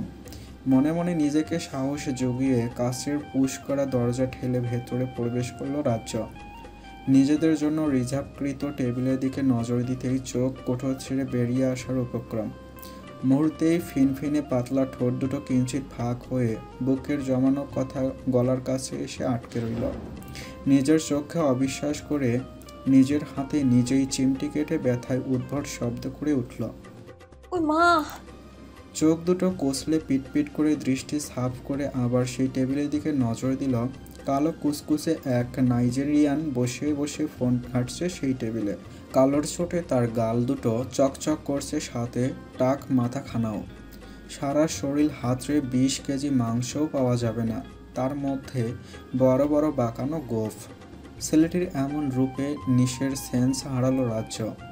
আশেপাশে তাকিয়ে খালি একটি টেবিল দেখতে পেয়ে কোনো মতে সেখানে গিয়ে বসে পড়ল। টেবিলের ওপর রাখা ফুলদানির ফুল দিয়ে মুখ ঢেকে ছেলেটির দিকে নজর দিতেই দেখতে পেল ছেলেটি ইতিউতি তাকাতাকি করছে। ছেলেটির হলদেতে চোখ দেখে রাজ্য ভয়ে নিজে টেবিলের নিচে মাথা ঢুকিয়ে দিল। হঠাৎই একটা আননোন নম্বর থেকে কল এসে রাজ্যের ফোনটি ভো ভো শব্দ করে কেঁপে উঠল। ফোনের সাথে সাথে ভয়ে রাজ্যও কেঁপে উঠল। কোনো মতে ফোন সাইলেন্ট করে টেবিলের নিচে মাথা রেখেই ভাবতে লাগলো, ইয়া আল্লাহ, এ কোন মুসিবতে বাবা আমায় ফাঁসিয়ে দিল। তার সামনে গিয়ে 1 মিনিট সময় কাটানো আমার পক্ষে সম্ভব না। এখান থেকে বের হলেই যদি ছেলেটা আমায় দেখে ফেলে তখন। রাজ্য যখন নিজের চিন্তা ভাবনায় মগ্ন, তখনই কেউ গমগমে ভরাট কণ্ঠে বলে উঠল, excuse me ma'am, I have booked this table. এমন কঠিন পরিস্থিতিতে রক্ত হিম করা কণ্ঠে কেঁপে উঠে টেবিলে বিছানো সাদা রঙের কাপড়টাকে খামচে ধরল রাজ্য, কিন্তু মাথা বের করলো না। ওপাশের ব্যক্তি এবার চটে গেল, তাতে দাঁত পিষে বলে উঠল, কি ব্যাপার, আপনি কি কানে শুনতে পান না, নাকি কোনো ম্যানার জানে না? আর এটা কি ধরনের বসার স্টাইল? নিজের ইজ্জতের এমন ফালুদা অবস্থা দেখে ধীরে ধীরে টেবিলের নিচ থেকে মাথা তুলল রাজ্য। টেবিলের নিচে বুঝে থাকার কারণে তার সেট করা সিল্কি চুলগুলো এলোমেলো হয়ে সারা মুখে ভূতের মতো বিছিয়ে রয়েছে। রাজ্য কোনো মতে 2 হাতের সহিত চুলগুলো সরিয়ে মাথায় একটু তুলে অনুনয়ের সাথে বলে উঠল, একটু কোঅপারেট করুন প্লিজ, সাংঘাতিক বিপদে পড়েছি। আপনার যা খুশি অর্ডার করে খেয়ে নিন, আমি বিল পে করে দিব, প্রমিস। ওপাশের ব্যক্তি মুখের কথা বলার ভাষা হারালো যেন। যখন মেঘনা চাইতেই বৃষ্টি এসে ধরা দেয়, তখন সেই মুখ লুকানোর জায়গার বড্ড অভাব দেখা যায়। লোকটি ধীর পায়ে রোবটের মতো রাজ্যের পাশে চুপটি করে দুম করে বসে গেল। রাজ্য মাথা তুলে দ্বিতীয় দফায় লোকটির দিকে তাকিয়ে থ্যাঙ্কস জানাতে গিয়ে শক খেয়ে গেল। আরে এ তো সেদিনে সেই ঘুষি মেরে দেয়া বেয়াদব ছেলেটা। নিজের চুল নিজেই খামচে ধরে রাজ্য বিড়বিড় করে বলে উঠল, এত এত সারপ্রাইজ রাখা হয়েছে আজকে আমার জন্য। হায় আল্লাহ, সারপ্রাইজ দেখে তোমার কিডনিতে অ্যাটাক হয়ে যাচ্ছে। কোন পাপে শাস্তি এগুলো? নিজের শখের মানুষটি যখন কারো পাশে উপস্থিত থাকে তখন তাকে ছুতে না পারার যে তীব্র নীল কষ্ট হৃদয়ে শেল হয়ে বিঁধে, এটা ভুক্তভোগী ছাড়া আর কেউ বুঝবে না। যুবরাজের ক্ষেত্রেও তাই হয়েছে। নিজের হাত মুষ্টি করে সামনের দিয়ে কামড়ে ধরে নিজেকে কন্ট্রোল করে যাচ্ছে যুবরাজ। এই মানবীকে সে কখনো এত সুন্দর রূপে দেখেনি। সাজসজ্জাবিহীন সে স্বর্গের পরী, কিন্তু এখন তাকে পরীর রানী মনে হচ্ছে। যুবরাজের ইচ্ছে হচ্ছে এখনই এই মেয়েকে শক্ত করে জড়িয়ে হাজারখানেক চুমু দিতে, কিন্তু সেই অধিকার তার নেই। নিজেকে নিজেই হতভাগা ট্যাগ দিয়ে চুপচাপ বসে রইল। ফুলদানি সমেত নিজের মুখ ঢেকে উঠে দাঁড়ালো রাজ্য। আশেপাশে দৃষ্টি মেলে অতীব কৃষ্ণবর্ণ লোকটিকে খুঁজল। কোথাও তাকে না দেখতে পেয়ে যখন স্বস্তির নিঃশ্বাস নিতে যাবে অমনি দেখতে পেল একটি লোক তাদের দিকেই এগিয়ে আসছে। এই দৃশ্য দেখে হিতাহিত জ্ঞান হারিয়ে যুবরাজের কোলে মুখ লুকালো রাজ্য। বেচারা যুবরাজ থরথর করে কেঁপে উঠল। নিজেকে তার পাগল লাগছে, বেসামাল লাগছে। এমন কঠিন পরিস্থিতি তার জীবনে কোনো দিন আসবে সে তা স্বপ্নেও ভাবেনি। নিজেকে বহুত শাসিয়ে ব্যর্থ হয়ে নিজের হাত পরম মমতায় রাজ্যের মাথায় রেখে চুলে বিলি কেটে উঠল যুবরাজ। কিছু সময় পার হতেই রাজ্যের ফোনটা দ্বিতীয় দফায় ভো ভো করে কেঁপে উঠল। দ্রুত স্ক্রিনে চোখ বুলিয়ে নিজের বাবার নম্বর দেখে কাঁপা কাঁপা হাতে ফোন রিসিভ করে হ্যালো বলতেই ওপাশ থেকে রাগে গর্জন ভেসে এলো। কী ব্যাপার রাজ্য, ছেলেটা সামনে তোমার ফোন দিয়ে যাচ্ছে, ফোন তুলছো না আর দেখাও করছো না, এ কী ধরনের সাজলামো? নিজের মুখের এলোমেলো হয়ে যাওয়া কথাগুলোকে কোনো রকম গুছিয়ে রাজ্য মৃদু কণ্ঠে বলে উঠল, বাবা, ছেলেটা কি উগান্ডা প্রবাসী? এক চরে সবগুলো দাঁত ফেলে দেবো, ফাজিল মেয়ে। ছেলেটা 32 নম্বর টেবিলে বসে বসে অপেক্ষা করছে তোমার জন্য। 5 মিনিটের মধ্যে তুমি ওর কাছে না পৌঁছালে আমি ওখানে গিয়ে চড়িয়ে তোমার গাল লাল করে ফেলবো। কথাগুলো বলেই গজগজ করতে করতে খট করে ফোনের লাইন কেটে দিলেন রেজওয়ান চৌধুরী। ফোনে বলা কথাগুলো মনে মনে স্মরণ করে ভুরু কুঁচকে পিছনের দিকে উঁকি দিল রাজ্য। এরপর জিভ কেটে নিজের মাথায় নিজেই গাঁটটা মেরে বলে উঠল, ধুর গাধি, এটা 34 নম্বর টেবিল। আশেপাশে তাকিয়ে 32 নম্বর টেবিলের দিকে নজর দিতেই মুখের ভাষা হারালো রাজ্য। এ কোনো সাধারণ ছেলে নয়, সে নিশ্চিত অন্য কোনো গ্রহের মানুষ। পৃথিবীর মানুষ এত সুন্দর হয় না, হতে পারেই না। কি ধবধবে ফর্সা, ফ্রেঞ্চ কাট, খোঁচা খোঁচা দাড়ি, জেল দিয়ে অভিনব কায়দায় সেট করা ঘন বাদামি চুল, গোলাপি ঠোঁট, জিম করা আকর্ষণীয় ফিগার, কি ড্যাশিং দেখতে! উফ, চোখ জ্বলে গেল। রাজ্যের এমন উদ্ভট ভাবভঙ্গি মোটেও সুবিধার মনে হলো না যুবরাজের। সে মুখ ফুটে কিছু বলতেও পারছে না। হঠাৎই সেখানে রায়াফের উপস্থিতি ঘটে। সরি ডুড, একটু দেরি হয়ে গেল। এখনো খাবার অর্ডার করিসনি? কথাগুলো বলতে বলতে যুবরাজের পাশে মানবীর দিকে নজর দিতেই মুখের ভাষা হারালো রায়াফ। কিছুক্ষণ চুপ থেকে রাজ্যর দিকে আঙ্গুল উঁচিয়ে অবাক চোখে জিজ্ঞেস করে, এই ভূতিকে? রায়াফের আঙ্গুলি নির্দেশ অনুযায়ী রাজ্যের পানে তাকাতেই ফিক করে হেসে দেয় যুবরাজ। তার দুই চোখের মোটা লেপটানো কাজল ছড়িয়ে ছিটিয়ে গাল পর্যন্ত এসে শেখেছে। যুবরাজের হাসি দেখে রায়াফও হো হো করে হেসে উঠল। দুটো ছেলের হঠাৎ এমন উদ্ভট হাসিতে ব্যাকুল বনে গেল রাজ্য। যুবরাজ নিজের ফোনের ক্যামেরা বের করে ছবি তুলে রাজ্যর সামনে মেলে ধরে বলে উঠল, লুকিং লাইক কিউট ভূতনি। বলেই ঠোঁট চেপে হেসে উঠল। নিজের এমন ভয়াবহ রূপ দেখে অন্তর ধক করে উঠল রাজ্যর। অপেক্ষারত ব্যক্তি এই রূপ দেখলে 1 সেকেন্ডও সময় নেবে না তাকে রিজেক্ট করতে। 2 হাত দিয়ে দ্রুত সেই কাজল পরিষ্কার করতে গিয়ে আরও ছড়িয়ে ফেলল সে। যুবরাজ রাজ্যের হাত ধরে থামিয়ে বলে উঠল, ওয়েট, আমি হেল্প করছি।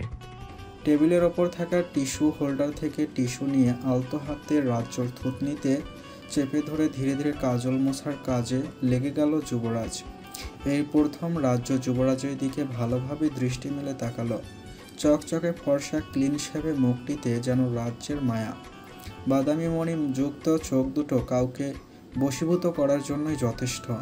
ডার্ক ব্রাউন ঘাড় সমান স্টাইল করে কাটা চুলগুলো এই যুবকের সৌন্দর্য অন্য সব পুরুষের থেকে 1000 গুণ বাড়িয়ে দিয়েছে। ব্ল্যাক রেড ঠোঁট দুটোর সম্মোহন থেকে মুক্তি পাওয়া বড়ই দুষ্কর। জিম করা প্রশস্ত পেটানো শরীরটি যেন কোনো মেয়েকে শিহরিত করতে থাকে। যুবরাজের মুখের দিকে তাকিয়ে না চাইতেও রাজ্য গলার টেটুর ব্যান্ডেজ লাগানো জায়গায় স্পর্শ করতেই যুবরাজের হাত থেমে যায়। একে অপরের দিকে মোহনীয় ভঙ্গিতে কতক্ষণ চেয়ে থাকে কেউ জানে না। দুজনের ধ্যান ভাঙে ওয়েটারের কথায়। Excuse me sir, what do you want to order? নিজেকে ধাতস্থ করে চট করে বসা থেকে উঠে দাঁড়ায় রাজ্য। এরপর মাথা নিচু করে বলে ওঠে, I'm sorry, I have to go. যুবরাজকে পাশ কাটিয়ে রাজ্য ওয়াশরুমের দিকে ছুটে চলে গেল। এই পুরোটা মুহূর্ত যুবরাজের বক্ষ ছাতিতে ক্রমাগত হাতুড়ি পিটিয়ে চলেছে কেউ। রাজ্যের এই মুহূর্তে ওয়েটার ছেলেটির পিঠের ছাল তুলতে ইচ্ছে করছে। কোনো মতে চটে যাওয়ার রাগ কন্ট্রোল করে নিজের বুকে হাত চেপে ধরে রায়াবকে উদ্দেশ্য করে যুবরাজ বলে ওঠে, যা মন চায় অর্ডার দে, আই এম ফিলিং সিক। এদিকে হাঁপাতে হাঁপাতে ওয়াশরুমে এসে আয়নার সামনে দাঁড়িয়ে নিজেকে পরিপাটি করে নিল রাজ্য।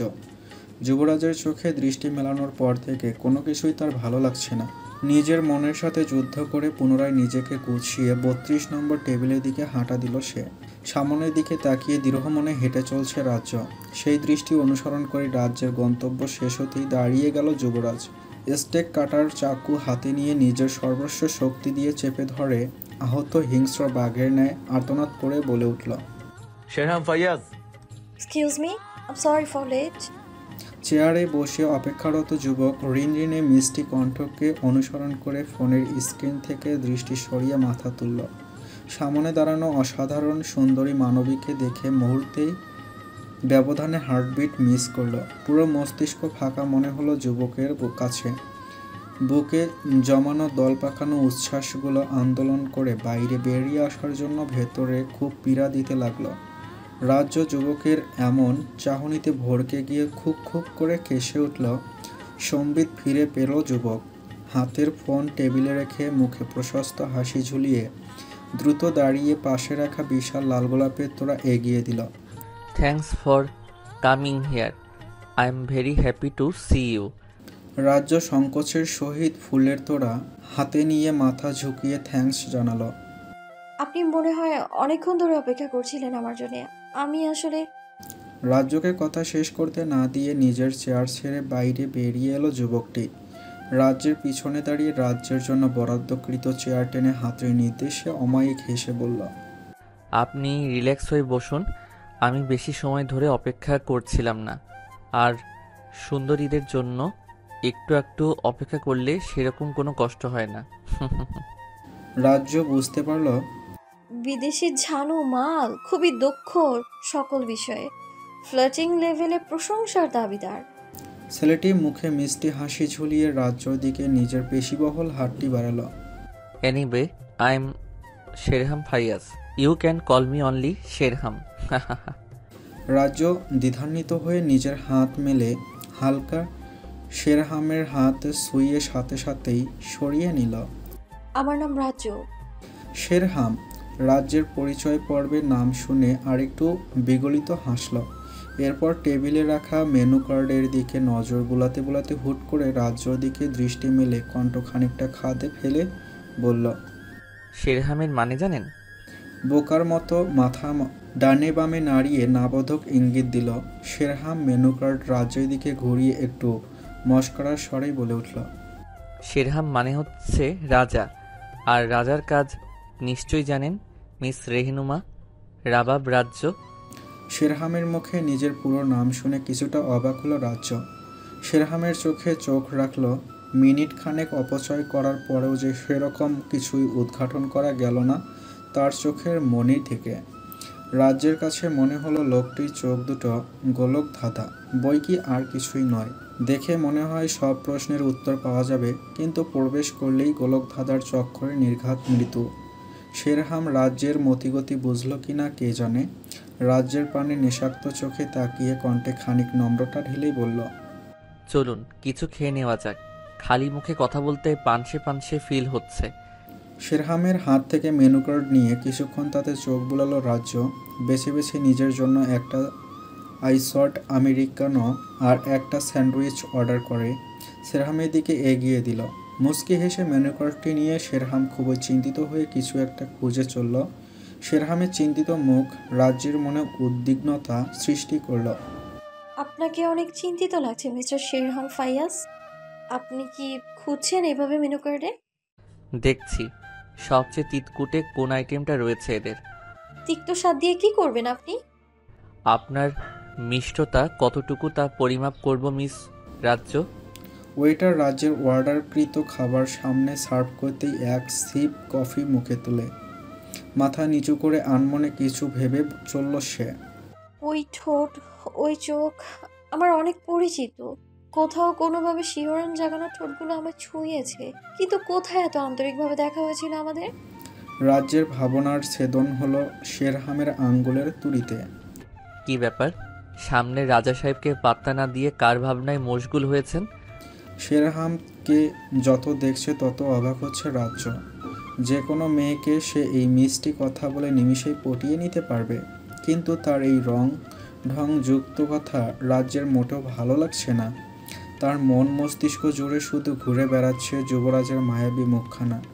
কফি জার হাতে নিয়ে মুখে স্ট্র কিঞ্চিত ঢুকিয়ে শেরহামের দিকে তাকিয়ে অস্ফুট স্বরে বলে উঠল, চোখের সামনে অদ্ভুত ট্যাটুওয়ালা ছেলেটা কেন বারবার ভেসে ওঠে? মনে উচ্চাটনের সৃষ্টি কেন করছে সে? ধারালো চাকুর ধারে যুবরাজের হাত কেটে টুপটুপ করে রক্ত ঝরে যাচ্ছে রেস্টুরেন্টের ছাই রঙা চকচকে টাইলসে। সাথে চোখ থেকে গড়িয়ে পড়ল উষ্ণ জলের ধারা। সেদিকে যুবরাজের কোনো খেয়াল নেই। চোখের সামনে সে যাকে হাসতে হাসতে কথা বলতে দেখছে তার চোখ দুটো উপড়ে ফেলে জিভ টেনে ছিঁড়ে জবাই করতে ইচ্ছে করছে এই মুহূর্তে। রায়াফ যুবরাজের দিকে তাকিয়ে যুবরাজের দৃষ্টি অনুসরণ করে যা বোঝার তা বুঝে গেল। কাউকে কিচ্ছুটি টের পেতে না দিয়ে দ্রুত বিল মিটিয়ে টেনে হিঁচড়ে যুবরাজকে রেস্টুরেন্টের বাইরে নিয়ে যেতেই নিজের সর্বস্ব দিয়ে রায়াফের মুখ বরাবর এক ঘুষি বসিয়ে দিল যুবরাজ। মুহূর্তেই রায়াফের ঠোঁট কেটে রঞ্জন উষ্ণ তরল পদার্থ বেরিয়ে এলো। রায়াফ নিজের ব্যথাকে গায়ে না মেখে যুবরাজকে জাপটে ধরে গাড়িতে তুলে দ্রুত গাড়ি স্টার্ট দিয়ে স্থান ত্যাগ করল। যুবরাজ গাড়িতে বসে উন্মাদের মতো আচরণ করছে। রায়াফ কিভাবে সিচুয়েশন হ্যান্ডেল করবে সেটা ভেবেই বারবার নিজের চুল খামছে। উদ্ভ্রান্তের মতো গাড়ি ড্রাইভ করেই যাচ্ছে। আমাকে ওখান থেকে কেন নিয়ে এলি, ফাকিং বাস্টার্ড? যুবরাজের বিশ্রী গালাগালো। রায়াব কোনো টু শব্দ করল না। কিছুক্ষণ পর যুবরাজ নিজেকে স্বাভাবিক করে আহত কণ্ঠে বলে উঠল, আমাকে বারে নামিয়ে দে, আজ রাতে বাসায় ফিরবো না আমি। রায়াব বাধ্য দাসের ন্যায় যুবরাজকে বারে নিয়ে একটা চেয়ারে বসিয়ে দিল। যুবরাজের দিকে তাকিয়ে বার ম্যানেজার চোখ টিপ দিয়ে বলে উঠল, দেশি নাকি বিদেশি? নিজের পকেট হাতড়ে কার্ড বের করে ম্যানেজার এর দিকে ছুঁড়ে মারল যুবরাজ। এই মির্জা যুবরাজ শাহিরকে আজ পর্যন্ত কেউ জিজ্ঞেস করেনি তার কি পছন্দ। চেহারা দেখে মানুষ বুঝে গেছে হোয়াট আই ওয়ান্ট। ম্যানেজার কাঁপা কাঁপা হাতে কার্ডটি তুলে ভয়ে সরি স্যার বলতে বলতে জায়গা ত্যাগ করল। মদের উটকো গন্ধ আর মানুষের অশ্লীল বেহালিপনা কাজে রায়াফের দম বন্ধ লাগল। সুগন্ধি টিস্যু দিয়ে নিজের নাক চেপে ধরে কোনো মতে বমির উদ্রেক আয়ত্তে এনে যুবরাজের উদ্দেশ্যে ধীর কণ্ঠে বলে উঠল, তোর কাজ শেষ হলে আমাকে কল করিস। এখানে জঘন্য লাগছে আমার, পার্কিং এরিয়াতে আছি আমি। রায়া প্রস্থান করতেই ওয়েস্টার্ন পোশাক পরিহিত একটি সুন্দরী মেয়ে সিগারেট ফুঁকতে ফুঁকতে যুবরাজের পাশে এসে দাঁড়ালো। মুখে কুটিল হাসি ঝুলিয়ে সে নেশাক্ত চোখে নিজের বক্ষদেশ যুবরাজের পিঠে ঠেকিয়ে কানের কাছে ফিস ফিস করে বলে উঠল, hi handsome, do you want to spend a night with me? মেয়েটির বিশ্রী আবদার আর শরীর ছোঁয়ানোর ভঙ্গিমায় পায়ের রক্ত মাথায় উঠে গেল যুবরাজের। মদের গ্লাস ফেলে মেয়েটির কোকড়ানো চুলের মুঠি ধরতেই মেয়েটি আর্তনাদ করে বলে উঠল, I like wild torture baby. এবার যেন নিজের জ্ঞান পুরোটাই হারিয়ে ফেলল যুবরাজ। মেয়েটির গলা চেপে ধরে দাঁতে দাঁত পিষে হিস হিস করেই বলে উঠল, 2 টাকার মেয়ে হয়ে তোর নোংরা শরীর দিয়ে কোন সাহসে আমাকে ছুঁয়েছিস? মেয়েটি যুবরাজের চোখের দিকে তাকিয়ে ভয়ে শিউরে উঠল। মুহূর্তেই তার নেশা কেটে গিয়ে গলা শুকিয়ে কাঠ হয়ে এলো। যেই চক্ষুদয় কিছুক্ষণ আগেও নেশায় এলোমেলো দৃষ্টি হয়েছিল সেই চোখ এখন আহত চিতার জ্বলন্ত দৃষ্টি মনে হচ্ছে। মেয়েটির কণ্ঠ রোধ হয়ে সমস্ত কথা তালগোল পাকিয়ে গেল। নিজের দুর্বল ছোট ছোট দুই হাত দ্বারা যুবরাজের থাবার মতো হাতটি গলা থেকে সরাতে বেশ বেগ পোয়াতে হচ্ছে মেয়েটিকে। ধস্তাধস্তির এক পর্যায়ে সামান্য হাতের বাঁধন আলগা করতে সক্ষম হলো মেয়েটি। নিজের প্রাণ হাতে পেতেই গড়গড় করে বলে উঠল, আমি ভুল করে ফেলেছি sir, I am really sorry. আজকের মতো ছেড়ে দিন, আর কখনো আপনাদের সামনে আসবো না। মেয়েটির কাকুতি মিনতিতে যুবরাজের রগ সপ্তম আকাশে ছুল। নিজের পুরো শক্তি দিয়ে মেয়েটিকে ধাক্কা দিয়ে ছুঁড়ে ফেলতেই কোনায় এক কাছের টেবিলের সাথে বাড়ি খেয়ে মেঝেতে ছিটকে পড়ল মেয়েটি। রায়াফের ঠোঁট ফুলে দ্বিগুণ হয়ে গিয়েছে। টনটনে ব্যথায় মাথা ধরে আছে তার। আশপাশে হেঁটে বার কয়েক গজ দূরেই একটা ফার্মেসি দেখতে পেল। দৌড়ে সেখানে ঢুকে অ্যান্টিসেপটিক আর ওয়েন্টমেন্ট কিনে নিয়ে ফার্মেসি থেকে বেরোতেই একটি মেয়ের সাথে ধাক্কা খেল। রায়াফ মাথা নিচু করেই মেয়েটির উদ্দেশ্যে বলে উঠল, সরি ম্যাডাম, আসলে তাড়াহুড়ো করতে গিয়ে না দেখে আপনাকে ধাক্কা দিয়ে ফেলেছি, ভেরি সরি। মেয়েটি রায়াফের এমন প্রশংসনীয় আচরণে মুগ্ধ হয়ে বিগলিত হয়ে যায়। আরে এত সরি বলার কি আছে, আমিও তাড়াহুড়োয় আপনাকে দেখতে পাইনি, আর তাছাড়া আমি কিছু মনেও করিনি। মেয়েটির স্পষ্ট সুন্দর আওয়াজে মেয়েটির দিকে চোখ তুলে তাকালো রায়াফ। শ্যামবর্ণে ছিমছাম হালকা গরনের মেয়েটির মুখের মিষ্টি হাসি প্রথম ঝলকেই রায়াফের চোখে মুগ্ধতা ছড়ালো। মেয়েটি আরও অনেক কিছু বলে চলল, রায়াফ সেগুলো কানেও শুনল না। শেষ মেয়েটি বলে উঠল, আরে আপনার ঠোঁট দেখি অনেকটাই কেটে গিয়েছে, এখনই অয়েনমেন্ট না লাগালে ইনফেকশন হয়ে যাবে তো। মুহূর্তেই নিজের বিধ্বস্ত চেহারা মনে হতেই লজ্জায় মাথা নুইয়ে ফেলল রায়াফ। আমি আসছি বলেই হন্তদন্ত করে গাড়ির দিকে হাঁটা দিল। মেয়েটিও পিছন পিছন এসে রায়াফকে ধরে ফেলল। চলুন আপনাকে ড্রেসিং করে অয়েনমেন্ট ক্রিম লাগিয়ে দেই। মেয়েটির এমন বাচ্চা সুলভ আবদারে কেঁপে উঠল রায়াফ। একজন অপরিচিত মানুষকে আপনি অয়েনমেন্ট লাগিয়ে দেবেন ম্যাম? মেয়েটি হেসে বলল, আমি একজন পাবলিক সার্ভিসার, আপনিও যেহেতু একজন পাবলিক, তাই সার্ভিস দিতে প্রবলেম কোথায়? মেয়েটির বাচ্চা বাচ্চা চেহারা আর মিষ্টি হাসি দুটোই চূড়ান্তভাবে মুগ্ধ করল রায়াফকে। মেয়েটি ক্ষত পরিষ্কার করে কটন বার্ডের সাহায্যে আলতো হাতে ঠোঁটের ওপর অয়েন্টমেন্টের প্রলেপ লাগিয়ে দিল। মেয়েটির কাজ শেষ হতেই হাত ঝাড়া দিয়ে বলে উঠল, শেষ? মেয়েটির হাত ঝাড়ার শব্দে ধ্যান ভাঙল রায়াফের। সে কোনো ব্যথা বা জ্বলনি কিচ্ছুটি টের পেল না। আর পাবেই বা কীভাবে? সমুদ্রের মতো স্বচ্ছ চোখ ডুবে দিলে আর কি দুনিয়াবি কোনো হুঁশ থাকে? মেয়েটি নিজের হাত বাড়িয়ে বলে উঠল, বাই দ্য ওয়ে, আমি এনি রহমান। মেয়েটি নরম তুলতুলে ছোট হাতে আলতো হাত ছোঁয়ালো রায়াফ। আমি রেদওয়ান রায়াফ। পরিচিত হয়ে ভালো লাগলো, আসছি তাহলে। পকেট থেকে নিজের ফোন বের করে একটি নম্বর ডায়াল করে দ্রুত পদে প্রস্থান নিল এনি। নিজের বন্ধ অন্ধকার কক্ষে বিছানায় শুয়ে এপাশ ওপাশ করছে রাজ্য। কিছুতেই তার অক্ষিপটে ঘুম ধরা দিচ্ছে না। সে আজ সুদর্শন ডেসিং একজন টাকাওয়ালা হ্যাঙ্ক এর সাথে দেখা করেছে। বাকি সব মেয়েদের মতো তার উচিত ডেট করা ছেলেটির চিন্তায় মশগুল থাকা, কিন্তু তার বেলায় হয়েছে অন্য ঘটনা। সে কিছুতেই যুবরাজের চেহারা মন থেকে মুছতে পারছে না। বেহায়া মন বারবার দ্বিতীয় দফায় তার সান্নিধ্য চাচ্ছে। তাই জন্যই তো শেরহামের সাথে দ্রুত কথা শেষ করে যুবরাজের টেবিলে ফিরে এসেছিল সে। কিন্তু অদ্ভুত বিষয়, গোছানো খাবার ঠিকই পড়েছিল টেবিলে, কিন্তু যুবরাজ ছিল না। চিন্তায় রাজ্যে মাথা ফেটে যাবার উপক্রম। নিজের মাথা থেকে যুবরাজের চিন্তা ছেড়ে ফেলতে বিছানা থেকে উঠে দাঁড়িয়ে রুমের লাইটস অন করে দিল সে। দ্রুত পোশাক পাল্টে একটা জিন্স আর টি শার্ট গায়ে জড়িয়ে একটা রিভলভার আর টর্চ হাতে নিয়ে নিজের ব্যালকনির পাইপ বেয়ে ঝাঁপিয়ে নেমে গেল। নিজেকে নিজেই বুঝালো, অলস মস্তিষ্ক শয়তানের কারখানা, তাই কাজে ডুবে থাকাই শ্রেয়। নিজের কলিগ অ্যানিকে ফোন করে মেসেজ পাঠালো, চিফ কমান্ডার বেনজি রাশফির বাড়িতে ভূত দেখতে যাচ্ছি, জেগে থাকলে তোর আমন্ত্রণ রইল ভূতের বাড়িতে। ঘুটঘুটে অন্ধকার নিশুতি রাত। কিছুক্ষণ আগে আলো বিলিয়ে দেওয়া চারটাকে কুটকুটে কালো মেঘে পুরো দমে গ্রাস করে ফেলেছে। মেঘের ঘন অন্ধকারে চারটি তার চকচকে রূপালি আলো ছড়াতে ব্যর্থ হয়েছে। শহরের ল্যাম্পপোস্ট আর সোডিয়াম লাইটগুলো ব্যতীত নিভতে শুরু করেছে শহর জুড়ে বসবাস করা মানুষের ঘর আলোকিত করার কৃত্রিম ফকফকে বাতিগুলো। রাস্তায় মানুষের আনাগোনা বন্ধ হয়ে গিয়েছে আরও অনেক আগেই। অদূরে মাঝে মাঝে নেড়ি কুকুরগুলো ঘেউ ঘেউ করে তাদের অস্তিত্ব জানান দিচ্ছে। চারপাশ গা ছমছমে অনুভূতি দিচ্ছে। এমন ভয়ঙ্কর গা শিউরে ওঠা পরিবেশে হাতে একটা টর্চ আর রিভলভার নিয়ে দৌড়ে চলছে রাজ্য। উদ্দেশ্য একটাই, যুবরাজের ভূত মাথা থেকে নামিয়ে বেনজির আশফির বাড়িতে ভূতটাকে কবজা করা। কিন্তু বিপত্তি বাঁধল গুলশান সোসাইটির গেটের সামনে এসে। সে আগে কখনো কমান্ডারের বাড়িতে আসেনি, আসার প্রয়োজনও হয়নি। বেনজির আশফি তাকে ভূত ধরার দায়িত্বও দেয়নি। নিজ উদ্যোগে এখানে এসেছে সে। অফিস কলিগদের কাছে থেকে সে শুনেছিল কমান্ডারের বাসা নম্বর 236, আর বাসার ভেতর থেকে সবসময় বিদেশি কুকুরের ঘেউ ঘেউ শোনা যায়। কিন্তু 236 এর আগে পরে কি আছে তা সে জানে না। সোসাইটির লোহার গেটে হেলান দিয়ে কপালে রিভলভারের নল ঠেকিয়ে কিছুক্ষণ সে নিজেই চিন্তা করল। যতগুলো 236 নাম্বার বাসা আছে সবগুলোতে ঢু মারবো। যেটাতে দেখবো বিদেশি কুকুর বাঁধা আছে ওইটাই খারুস কমান্ডারের বাড়ি। নিজেকে নিজেই শ্রেষ্ঠ বুদ্ধিমানের তকমা দিয়ে খুব দক্ষভাবে গেট টপকে ভেতরে প্রবেশ করলো। আশেপাশে চোখ বুলাতেই শ্লেষ হাসল রাজ্য। বেটা নাইট গার্ড এক্ষুনি এভাবে ঝিমোচ্ছিস, বাকি রাত কি করবি তাহলে?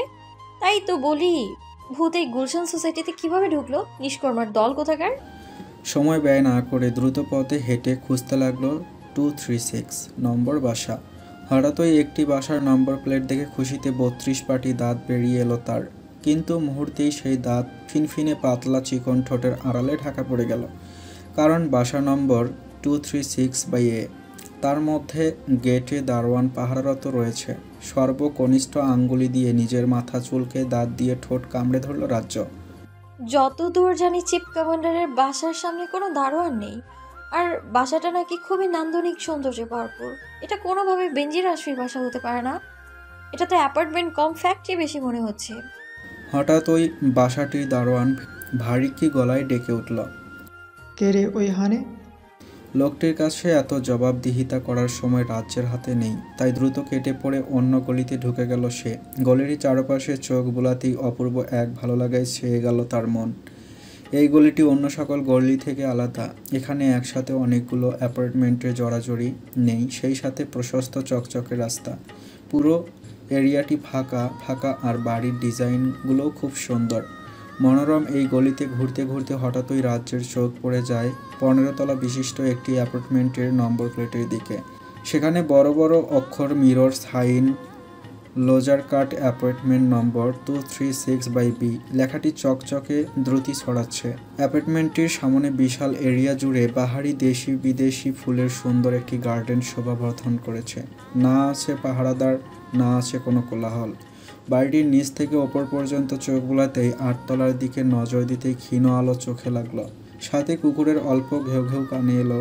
রাজ্য নিজের বুকে নিজেই চাপড় মেরে বলল, সাব্বাস, তুমি ঠিক জায়গাতেই এসেছো রেহনুমা। এবার তোমার পিন্ডি আমি চটকে ছাড়বো বেটা ভূত সাহেব। বিশালাকার অ্যাপার্টমেন্টটির গেট ভেতর থেকে তালা দেয়া। ভেতরে কিভাবে ওঠা যায় সেই চিন্তা করতেই সামনে পায়চারি করে আঙ্গুলের নখ কামড়ে ধরল রাজ্য। দ্বিতীয়বার অ্যাপার্টমেন্টে নজর বোলাতেই খোলা ব্যালকনি নজরে এলো। ব্যালকনিতে গ্রিল না থাকায় খুব যেন সুবিধা হলো তার। রিভলভারটি পকেটে ঢুকিয়ে স্টিলের পাইপ বেয়ে ধূপধাপ দোতলার ব্যালকনিতে উঠে গেল সে। প্রতিটা ব্যালকনির কোমর সমান রেলিংয়ে পা ফেলে অনায়াসেই 7 তলা পর্যন্ত উঠে হাঁপিয়ে গেল সে। ধুর ছাই, অযথা এই রাতের বেলা কেন মরতে এলাম এখানে? আর অ্যানি হারামজাদিটাও এখনো এলো না। কাল অফিসে গিয়ে চূড়ান্ত শিক্ষা দেবো শয়তানটাকে। হঠাৎ ওই 7 তলার ফ্ল্যাট থেকে চিকন স্বরে কেউ বলে উঠল, কে ওখানে? মানুষের গলা শুনতে পেয়েই ভয়ে হুড়মুড় করে 8 তলার ওয়ালের ডিজাইনের বাড়তি অংশ ধরে ঝুলে বহু কষ্টে আলো জ্বলিত বেলকনিতে উঠতে সক্ষম হলো। কিন্তু অসাবধানতাবশত তার হাত ছিলে গেল অনেকখানি। বেলকনিতে দাঁড়িয়ে কিছুক্ষণ নিজেকে রিল্যাক্স করে রুমের ভেতর তল্লাশি চালানোর প্রস্তুতি নিল। বেলকনির সাইডের দরজা সম্পূর্ণ খোলা, এতে যেন বেশ সুবিধাই হলো তার। ধীর পায়ে দরজা খুলে ভিতরে ঢুকতে লাইট বন্ধ হয়ে গেল। যেই লাইট কিছুক্ষণ আগেও আলো ছড়াচ্ছিল সেটা নিমেষেই বন্ধ হওয়াতে রাজ্য ঘাবড়ে গিয়ে রিভলভার বের করলে গুলি করার পজিশন নিল। কুকুরটার ঘেউ ঘেউ আওয়াজও শোনা যাচ্ছে না আর। যেহেতু স্যার ম্যাডাম কেউ বাসা নেই, তাহলে লাইটটা কে নেভালো? আর হঠাৎই কুকুরটা এত শান্ত কিভাবে হয়ে গেল? মনে মনে হাজার খান ভাবনা ভেবে ভয়ে শিউরে উঠল রাজ্য। একা একা এখানে চলে আসাটা মোটেও উচিত হয়নি। যদি খারাপ কিছু হয় তখন আমার লাশের অস্তিত্ব থাকবে তো? যদি জ্ঞান হারিয়ে পড়ে থাকি তখন? যদি চিফ জিজ্ঞেস করে তার বাসায় আমি কি করছিলাম আর অত রাতে, তখন কি উত্তর দেব আমি? হঠাৎই কারো পায়ের হাঁটার শব্দে ধ্যান ভেঙ্গে চমকে উঠল রাজ্য। তার মানে এখানে কেউ আছে? ভয়ে বুকের ধুকপুকানি বেড়ে গিয়ে গলা শুকিয়ে কাঠ হয়ে এলো। নিজের রিভলভারটি শব্দের দিকে তাক করতেই আবছা ছায়ার মতো কিছু একটা সরে গেল। সেই ছায়া অনুসরণ করতেই কেউ একজন পেছন থেকে গলা উঁচিয়ে হাত মুড়িয়ে ধরে কবজা করে ফেলল রাজ্যকে। মস্তিষ্ক সজাগ হতেই ছিলে যাওয়া জায়গাটার ব্যথায় মৃদু আর্তনাদ করে উঠল রাজ্য। তবুও পেছনের ব্যক্তির মনে কোনো দরদের উদ্রেক হলো না। রাজ্যকে টেনে হিঁচড়ে একটি অন্ধকার কক্ষের ভেতরে নিয়ে কিছু একটা দিয়ে হাত দুটো বেঁধে ছুঁড়ে মারল শক্ত টাইলসের মেঝেতে। ব্যথায় রাজ্যের বড় বড় পাপড়িযুক্ত বাঁকানো চোখ দুটি জলে থই থই করে উঠল। নির্জন অন্ধকার কক্ষটি মুহূর্তেই গমগমে গর্জনে উত্তাল হয়ে উঠল। কে তুই? লোকটির ভরাট কণ্ঠের ধমকে কেঁপে উঠল রাজ্য। জবাব দেবার আগেই অন্ধকার কক্ষটি আলোতে পরিপূর্ণ হলো। পিছ মুড়ো করে হাত বাঁধার কারণে হাঁটুতে সর্বশক্তি সঞ্চয় করে উঠে দাঁড়াতে চেষ্টা করল সে। তার আগেই ঝড়ের গতিতে লোকটি এসে গলা চেপে রাজ্যের ঝুঁকে যাওয়া মুখ উঁচু করে ধরল। রাজ্য চোখ তুলে সামনে দাঁড়ানো হিংস্র যুবককে দেখে অবাক চোখে তাকিয়ে রইল। মন থেকে ভয় কেটে গেল ঠিকই, কিন্তু হাতের ব্যথায় চোখ থেকে টুপ টুপ করে জল গড়িয়ে যুবকটির হাতের থাবায় গিয়ে জমা হলো। রাজ্যের কান্নারত মুখশ্রী যুবকের মনে কঠিন পীড়ার সৃষ্টি করল। টাইফুনের উত্তাল ঝাপটা আর বাতাসের বেগ যেমন সব কিছু লণ্ডভণ্ড করে দুমড়ে মুচড়ে ফেলে, যুবকের হৃদয়ও ঠিক সেভাবে দুমড়ে মুচড়ে বিষিয়ে উঠল। ঝট করে রাজ্যের গলা থেকে হাত সরিয়ে নিজের বুকের সাথে সর্বশক্তি দিয়ে চেপে ধরে আহত কণ্ঠে বলে উঠল, আই এম সরি। যুবকের বুকের হৃদযন্ত্রের হাতুড়ি পিটানো শব্দ খুব করে উপলব্ধি করতে পারছে রাজ্য। কেমন অদ্ভুত ছন্দ তুলে ক্রমাগত হার্ট বিটিং হয়ে চলছে। নিজের হাতের ব্যথা ভুলে যুবকের বুকে মাথা রেখে চোখ বুজে ফেলল রাজ্য। হঠাৎই যুবক রাজ্যকে বুক থেকে সরিয়ে অপরাধীর চোখে রাজ্যকে দুই হাতের বাহু ধরে দাঁড় করালো। ঝটপট বেঁধে রাখা হাত দুটো বাঁধন মুক্ত করে সরে দাঁড়িয়ে পাশেই সাজিয়ে রাখা হুইস্কির তাকে সজোরে এক ঘুষি বসিয়ে দিল। যুবকের এমন ভয়াবহ কাণ্ডে নিজের দুই কান চেপে ধরে চোখ বন্ধ করে বসে পড়ল রাজ্য। মুহূর্তেই যুবকের হাত কেটে ফিনকি দিয়ে রক্ত ছুটে গেল। নিজের কাটা হাতের দিকে তাকিয়ে তাচ্ছিল্য হাসল যুবক। এই যুবরাজ শাহের জীবনে প্রথম আজ এই মুহূর্তে কঠিন এক অন্যায় করে ফেলেছে। সে তার নিজের জীবনকে আঘাত করে বসেছে। কাটা রক্তাক্ত হাত নিয়ে রাজ্যের দিকে কিছুটা এগিয়ে গিয়ে আহত নিচু কণ্ঠে বলে উঠল, তোমাকে যতটা আঘাত করেছি তার চেয়ে বেশি ব্যথা আমি নিজেকে দিয়েছি। না জেনে তোমাকে ব্যথা দেবার জন্য আমি অত্যন্ত দুঃখিত সুইটহার্ট। যুবরাজের এমন মায়াবী বেদনার্ত কণ্ঠে মুখ তুলে যুবরাজের কণ্ঠ জড়িত মুখশ্রীতে দৃষ্টি দিল রাজ্য। যুবরাজের অসহায় মায়াবী মুখটা রাজ্যের মনের কোথাও যেন সূক্ষ্ম ব্যথার সৃষ্টি করল। ঝট করে উঠে দাঁড়িয়ে খপ করে যুবরাজের হাতের কবজি চেপে ধরে উদ্বিগ্নের স্বরে বলে উঠল, আপনার হাতে কাঁচ ঢুকে আছে, এক্ষুনি হসপিটালে চলুন আমার সাথে, নইলে রক্ত বন্ধ হবে না, প্রবলেম হবে পরে। রাজ্যের এমন উদ্বিগ্নতা দেখে স্মিত হেসে রাজ্যের মাথায় মমতার হাত বুলালো যুবরাজ। লম্বা একটা দীর্ঘশ্বাস টেনে ঠোঁট কামড়ে ধরে অনিমেষ রাজ্যের পানে তাকিয়ে রইল। দুনিয়াতে আমার কষ্টে উদ্বিগ্ন হবার মতো আমার মা ছাড়া আর কেউ নেই। সেই তালিকায় আজকে তুমিও যুক্ত হলে। তুমি নিজেও জানো না আমার কষ্টে তোমার এই চিন্তিত মুখশ্রী আমাকে ব্যথা উপশমে কতটা হেল্প করেছে। কথাটি বলে হনহন করে হেঁটে আলমারি খুলে মেডিকিট বক্স নিয়ে ওয়াশরুমে চলে গেল যুবরাজ। যুবরাজের পিছন পিছন রাজ্য ধীর পায়ে ওয়াশরুমে প্রবেশ করতেই দেখতে পেল কোনো অ্যানথেস্থেসিয়া ছাড়াই একের পর এক ভাঙ্গা কাচের ছোট ছোট টুকরাগুলো একটা ফোরসেপস এর সহায়তায় টেনে টেনে বের করছে যুবরাজ। এই বিষয়টাতে তাকে খুবই প্রফেশনাল মনে হচ্ছে। ভাঙ্গা কাচের টুকরো বের করা শেষ হলেই একটা লিকুইড পোভিসেপ এর বোতল পুরোটাই গল গল করে ঢেলে দিল নিজের হাতে। এই দৃশ্য দেখে রাজ্যের পুরো শরীর শিউরে উঠল। মুহূর্তেই যুবরাজকে তার কাছে ভয়ঙ্কর ঠেকতে লাগলো। রাজ্য শরীরে সমস্ত শক্তি হারিয়ে ফেলল যখন দেখতে পেল এক হাত আর নিজের মুখের সাহায্যে কাটা জায়গাগুলো ঘ্যাস ঘ্যাস করে নিজেই স্টিচ করে চলছে। রাজ্যকে ভয় আর অবাকে চূড়ান্ত পর্যায়ে পৌঁছে দিয়েছে যুবরাজ নিজেই নিজের হাতে সুনিপুণ ব্যান্ডেজ করে রাজ্যের পানে দৃষ্টি দিল। যুবরাজের বাদামি গভীর চোখে দৃষ্টি মেলাতেই ঠক ঠক করে কেঁপে উঠল রাজ্য।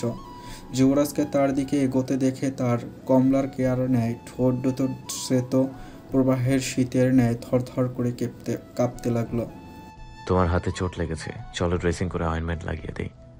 যুবরাজের রক্ত হিম করা এমন কথায় রাজ্য নিজের দুই হাত পিছনে লুকিয়ে ঠোঁটে ঠোঁট চেপে মাথা দুলিয়ে কঠিন কণ্ঠে বলে উঠল, আমার কাছে আর এক পা এগুলো আমি কিন্তু জ্ঞান হারাবো মিস্টার যুবরাজ।